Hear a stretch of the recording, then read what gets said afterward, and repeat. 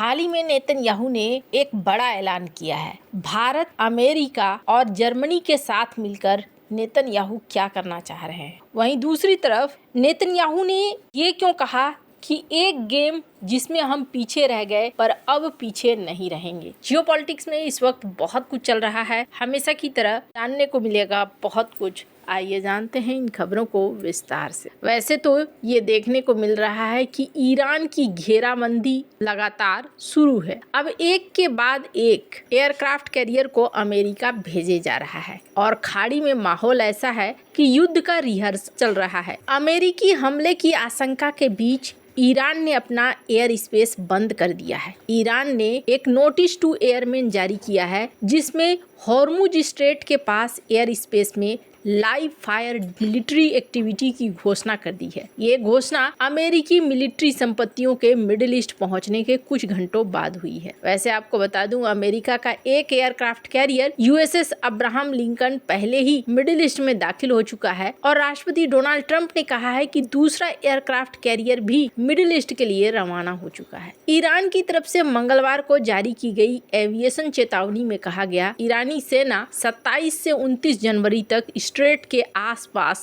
5 nautical मील के दूर में लाइव फायर अभ्यास करेगी। ईरान की तरफ से जारी नोट में कहा गया कि तय इलाके में एयर स्पेस जमीन से 25,000 फीट तक की ऊंचाई तक प्रतिबंधित रहेगा। वैसे सबसे बड़ी बात यह है, स्ट्रेट ऑफ हॉर्मुज एक चेक पॉइंट भी है और हर दिन लाखों बैरल कच्चा तेल गुजरता है। वहाँ किसी भी रुकावट से अक्सर अंतर्राष्ट्रीय ऊर्जा बाजारों में हलचल मच जाती है और जियोपॉलिटिकल चिंता बढ़ जाती है। माना जा रहा है कि इस सैन्य अभ्यास के जरिए ईरान दुनिया को चेतावनी दे रहा है कि अमेरिकी हमले की स्थिति में दुनिया के कारोबार को वो रोक सकता है। अब ईरान और अमेरिका के बीच में युद्ध की आशंका लगातार बढ़ती जा रही है। कहा जा रहा है इजराइल ने भी इसके लिए अपनी तैयारियां कर रखी है। तो वहीं ईरान मामले में सऊदी अरब और यूएई इन दोनों ने खुलकर समर्थन दिया है ईरान को और इन्होंने कहा है कि अगर अमेरिका हमला करना चाहता है तो हमारे देश के एयर स्पेस का इस्तेमाल न करे, ये हम बर्दाश्त नहीं करेंगे। खैर, मामला सिर्फ यहीं तक नहीं है, बल्कि ये भी कहा जा रहा है कि अमेरिका के हमले के आशंका के बीच ईरान के संवेदनशील परमाणु साइट पर धमाका हुआ है। पार्चीन मिलिट्री कॉम्प्लेक्स में धमाका होने की खबर है। इसके बाद मिडिल ईस्ट में युद्ध छिड़ने का खतरा काफी ज्यादा बढ़ चुका है। अमेरिका का एयरक्राफ्ट कैरियर स्ट्राइक ग्रुप पहले ही इस इलाके में तैनात हो चुका है और डोनाल्ड ट्रंप ने कहा है कि दूसरा एयरक्राफ्ट कैरियर भी मिडिल ईस्ट की तरफ बढ़ रहा है। संडे गार्जियन की एक रिपोर्ट के मुताबिक मंगलवार शाम को न्यूक्लियर फैसिलिटी में धमाका होने की जानकारी है, जिसकी पुष्टि IRGC ने की है। हालांकि उसने धमाके को लेकर कोई ज्यादा जानकारी नहीं दी है। शुरुआती जानकारी से पता चला है कि यह धमाका पार्चीन मिलिट्री कॉम्प्लेक्स के अंदर हुआ है। यह न्यूक्लियर कॉम्प्लेक्स काफी विवादित रहा है और माना जाता है कि ईरान के कई संवेदनशील न्यूक्लियर कार्यक्रम यहाँ चलाए जाते हैं। ईरान में इंटरनेट करीब 2 हफ्ते से पूरी तरीके से बंद है, इसलिए सही जानकारी का मिलना काफी मुश्किल है। लेकिन कहा जा रहा है कि एक धमाका यहाँ पर हुआ है और उस धमाके के पीछे कौन है ये कहना बहुत मुश्किल है। वैसे पार्चीन फैसिलिटी कई सालों से अंतर्राष्ट्रीय निगरानी की जाती है। आरोप है कि इसी कॉम्प्लेक्स से ईरान के परमाणु हथियार कार्यक्रम को तेजी से बढ़ाया गया है। पश्चिमी खुफिया एजेंसियों ने बार बार इस जगह को परमाणु रिसर्च से जुड़े विस्फोटक कंपोनेंट्स के लिए संभावित परीक्षण का ग्राउंड भी बताया है। अब ईरान के साथ ऐसी परिस्थितियों के बीच में इजराइल जो चाहता है कि ईरान के साथ लड़ाई हो तो ईरान के परमाणु अस्त्रों को पूरी तरीके से तबाह किया जाए, और दूसरा वहीं ये भी देखने को मिल रहा है कि तुर्की भी यहाँ ताक लगाकर बैठा है। अगर ईरान में सत्ता हटती है तो तुर्की उसके कई इलाकों पर एक बफर जोन बना सकता है। तुर्की का कहना है कि जब ईरान में सत्ता परिवर्तन होगा तो बहुत लोग भागेंगे और हमारे देश के अंदर घुसना चाहेंगे। हमारे सैकड़ों किलोमीटर का बॉर्डर लगता है ईरान के साथ, इसलिए हम ये कोताही नहीं बरत सकते और हमें एक्शन लेना होगा। अब बफर जोन बनने का मतलब है, हो सकता है कि कल को वो बफर जोन तुर्की के हाथ में ही रह जाए। तो ये परिस्थितियों के बीच में इस वक्त इजराइल है और इन परिस्थितियों के बीच में इजराइल अमेरिका के साथ एक समझौता करना चाहता है, जिस समझौते में इजराइल 10 वर्ष का अमेरिका के साथ एक ऐसा समझौता करना चाहता है जहां सिर्फ पैसे की लेन देन न हो। अभी अमेरिका क्या करता है, अमेरिका पैसे दे देता है, एक बजट उसने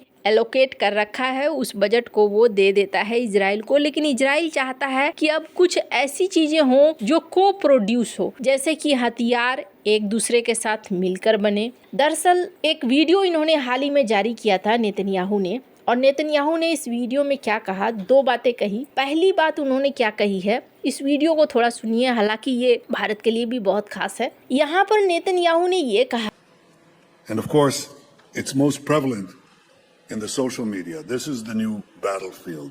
And this is where we must counter with our own weapons.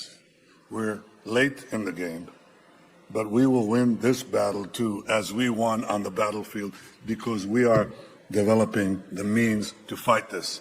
Not with cavalry against F-35s, with F-40s against F-35s. This is the next thing.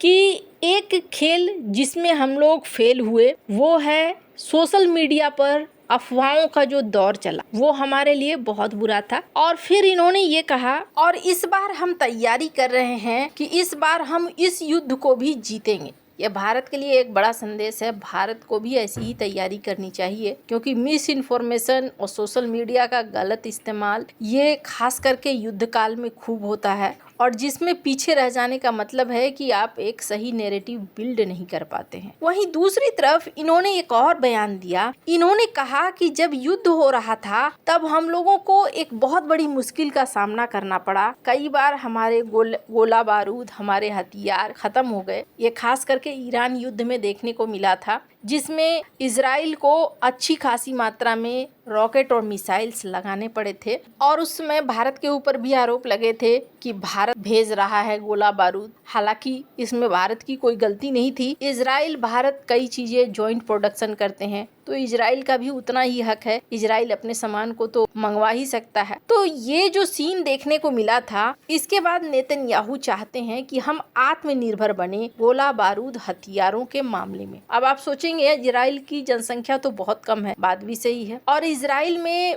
निवेश हो सकता है, लेकिन उस पैमाने पर उत्पादन नहीं हो सकता है। तो नेतन्याहू ने इसका उपाय भी ढूंढा है, और नेतन्याहू चाहते हैं कि भारत, अमेरिका और जर्मनी के साथ मिलकर को प्रोडक्शन करे। नेतन्याहू भारत के साथ तो उन्होंने शुरू भी कर दिया है। हालांकि भारत के साथ रिश्तों पर इजराइल ने कहा भी है, हमारा रिश्ता दोस्ती से कहीं आगे है, हम एक रणनीतिक पार्टनर हैं एक दूसरे के। भारत और इजराइल अभी एक बहुत लंबे खेल को खेलने वाले हैं, जिसमें आईमेक कॉरिडोर भी है और तुर्की को काउंटर करना भी है। अब तो धीरे धीरे चर्चा बढ़ गई है, ग्रीस, साइप्रस, इजराइल और भारत मिलकर एक नया क्वाड बना रहे हैं ताकि तुर्की को हैंडल किया जा सके। तो वहीं यूरोपीय यूनियन के साथ डील के बाद अब आईमेक की मीटिंग होनी तय मानी जा रही है, यानी कि आईमेक कॉरिडोर का बनना भी तय माना जा रहा है। इजराइल और भारत के रिश्ते अभी बहुत लंबी दूरी तक जाने वाले हैं। वैसे आपको क्या लगता है इन सब मामले में, आप क्या राय है, कमेंट कर जरूर बताएं। जल्द मिलते हैं अगले वीडियो में नई खबर के साथ।